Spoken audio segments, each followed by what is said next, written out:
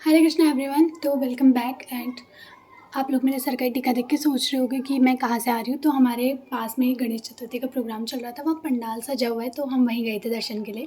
वहीं से लगाएंगे, बहुत सुंदर लग रहा था, तो इसीलिए मैंने इसे धोया भी नहीं। तो सबसे पहले तो कंग्रेचुलेशंस टू ऑल जिनका भी वन दरोगा का रिज़ल्ट आया है और जिनका सिलेक्शन हो चुका है, मतलब जिनका रिटर्न क्लियर हो गया है। और इसके अलावा ही उनके लिए भी जिनको बहुत बेसब्री से इंतज़ार था कि वैकेंसी कब आएंगी कब आएंगी कब आएंगी, तो वैकेंसी आ चुकी हैं। तो आप लोगों ने जैसे कि देख ही लिया होगा, बहुत सारे यूट्यूब चैनल से, बहुत सारे टीचर्स से, और जो भी बहुत सारे लोगों ने बता दिया ये। बट ऐसा मैं तो कोई ऐसे मोटिव था नहीं मेरा ये वीडियो बनाने का, बट फिर भी मैं अपना रिएक्शन बता रही हूँ कि जब वैकेंसीज़ मैंने देखी तो मुझे कैसा लगा। क्योंकि मेरे लिए उत्तराखंड न्यू है, मतलब मैंने आज तक उत्तराखंड का कोई फॉर्म ऐसे भरा नहीं है। तो अब मैं सोच रही थी कि अब मैं भरूँगी। तो अब पहली बार जब से मैंने सोचा तो तब से पहली बार वैकेंसीज़ आई हैं, तो मुझे कैसा लगा है मैं ये आप लोगों को बताना चाहूँगी। तो पहले तो मैं सबसे ज़्यादा जो वेट करी थी वो थी फॉरेस्ट गार्ड की वैकेंसी। और मैंने बहुत सारे लोग ऐसे, बहुत सारे, मतलब मैं किसी भी वीडियो का कमेंट सेक्शन खोलती हूँ ना, तो उसमें सबसे ज़्यादा क्वेश्चन यही होता है कि फॉरेस्ट गार्ड के फॉर्म कब आएंगे, फॉरेस्ट गार्ड के फॉर्म कब आएंगे। तो मैं भी यही वेट करी थी कि फॉरेस्ट गार्ड के फॉर्म कब आएंगे, बट अभी फॉरेस्ट गार्ड के फॉर्म तो नहीं आए, लेकिन बहुत सारे ऐसे फॉर्म हैं जो हम भर सकते हैं। और ऑलमोस्ट यूके ट्रिपल एस के एग्ज़ाम्स में सिलेबस तो सेम सेम ही होता है। बस कुछ एग्ज़ाम्स ऐसे होते हैं जिसमें आपको कुछ पर्टिकुलर सब्जेक्ट्स होना बहुत ज़रूरी है, जैसे कि एग्रीकल्चर, कॉमर्स, या फिर मतलब कुछ ऐसे होते हैं जिनमें सिर्फ साइंस वाले भर सकते हैं, वो अलग चीज़ है। बट इसके अलावा ऐसे जो 12th लेवल के होते हैं जो सब भर सकते हैं, या फिर ग्रेजुएशन लेवल के जो सब भर सकते हैं, तो वो तो सभी के लिए अच्छी बात है। तो मैं आपको बताती हूँ कि जब मुझे पता चला कि इतनी सारी वैकेंसीज़ आई हैं, तो मैंने तो सबसे पहले देखा कि मेरे लिए कौन सी वैकेंसी है। तो मुझे तो इसमें कोई भी ऐसी वो नहीं लगी कि जो मेरे लिए हो। तो उसके बाद जब मेरी नज़र पड़ी कन्या सहायक वाली वैकेंसी में, तो तब मुझे लगा कि हाँ शायद इसे मैं भर सकती हूँ। क्योंकि इसके ऊपर को तो पहले तो मुझे आधी वैकेंसी समझ ही नहीं आई, क्योंकि मेरे लिए भी सब कुछ नया है। और ऊपर से जो कुछ चीज़ ऐसी थी जिनमें कुछ सब्जेक्ट लिखे हुए थे, और मतलब पढ़ के ही समझ आ रहा था कि ये तो उसी जो स्ट्रीम के लोग हैं उनके लिए ये करके।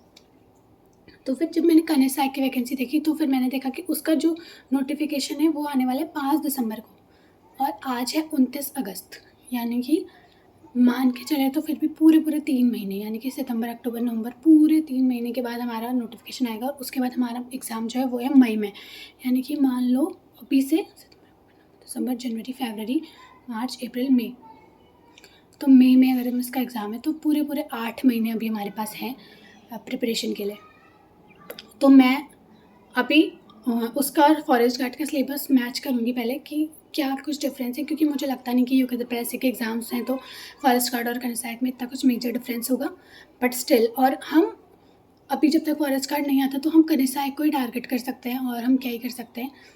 तो इसीलिए मैं आप लोगों से यही बोलूँगी कि आप लोग भी अपनी अच्छे से पढ़ाई करिए, और जिनका सिलेबस कंप्लीट हो गया वेल एंड गुड, वो अपना रिवीजन चालू करो। और जिनका सिलेबस नहीं हुआ है वो नोटिफिकेशन तक अपना अच्छा खासा सिलेबस कंप्लीट करके उसके बाद रिवीजन स्टार्ट कर सकते हैं।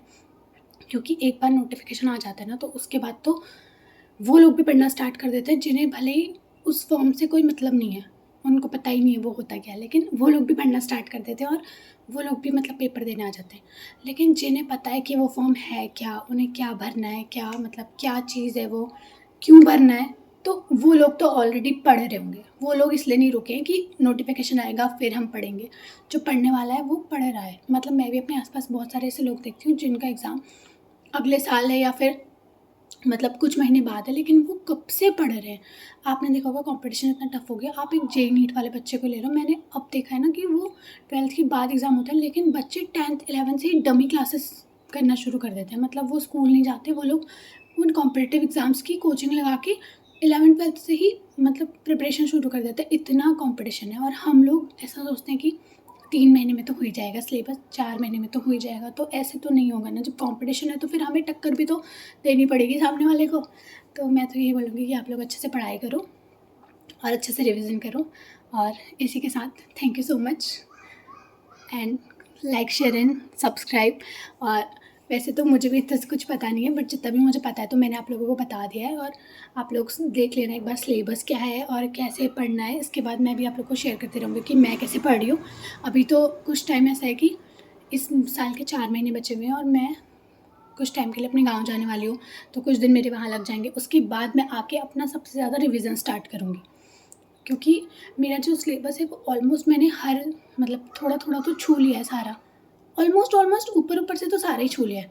बट ऐसा है कि मैं जितना आगे को बढ़ी हूँ, मैं उतना पीछे का बोलते जा रही हूँ, उतना पीछे का बोलते जा रही हूँ। तो मेन चीज़ ये है कि मैं वो पीछे का भी अब साथ में लेके चलूँ, क्योंकि अगर मैं भूलती जाऊँगी तो फिर तो पेपर में भी अगर भूल ही गई तो फिर क्या होगा? तो इसीलिए मैं चाहती हूँ कि मैं रिवीज़न पे भी फ़ोकस करूँ और जो मेरा सबसे वीक सब्जेक्ट है वो है हिंदी। तो अब मैं पहले गाँव जाऊँगी कुछ टाइम के लिए, क्योंकि कुछ काम है हमारा उधर। उसके बाद मैं आके अपना फुल ऑन रिवीज़न चालू करूँगी, तो फिर मैं आपके साथ शेयर करती रहूँगी। तो तब तक के लिए bye bye and like, share and subscribe.